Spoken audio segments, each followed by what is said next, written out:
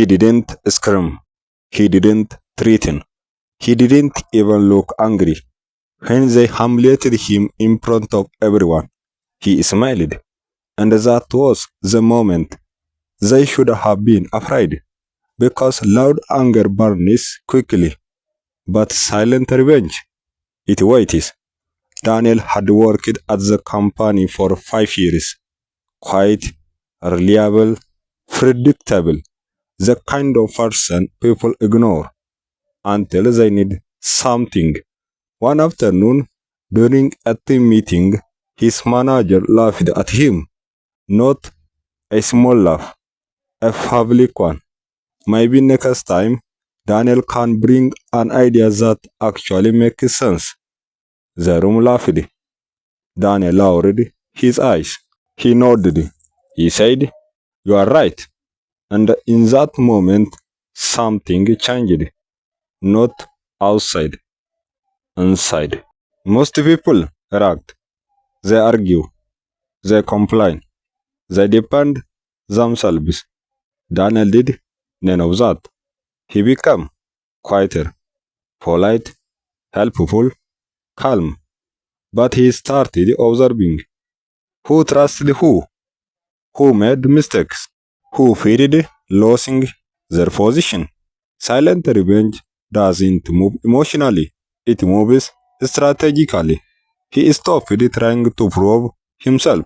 He started learning weaknesses, and no one noticed because he never showed anger. Here is the truth about silent revenge. It isn't about rage. It is about wounded pride. When someone feels deeply humiliated, their brain doesn't just feel pain. It stores it.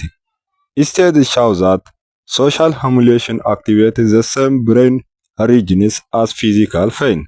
But unlike physical pain, humiliation replays over and over. And when the person doesn't express it, it transforms into calculation. Daniel wasn't floating balance. He was floating restoration, control, balance. Months passed. The company announced a major promotion.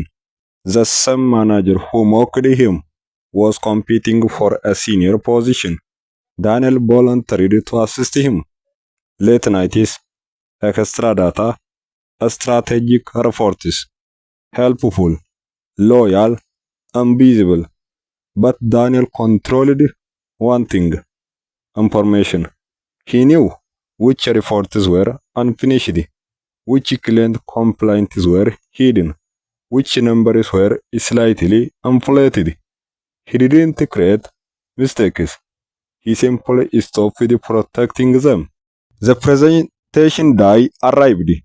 Executives sat around the table. The manager spoke confidently until the questions started. Questions Daniel knew would come: data discrepancies, unreported complaints, missing documentation. The room shifted, confidence turned into debate. The promotion disappeared. And Daniel, he said nothing. He just watched. Because silent revenge doesn't celebrate. It restores perceived fairness. In his mind, the balance was corrected. Weeks later, Daniel was offered a new role, not because he attacked anyone, but because he positioned himself carefully. The manager never knew. There was no confrontation, no dramatic exposure, just consequences. That is the danger.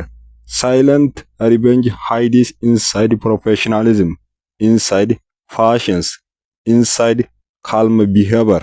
Here is the comfortable truth. The most dangerous people aren't the loud ones. They were the humiliated ones who stay quiet. Because silence can mean healing or planning. And when someone smiles after you, disrespect them. Don't assume they have forgiven you.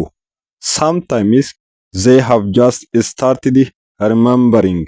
In the human mind, revenge rarely screams, it waits.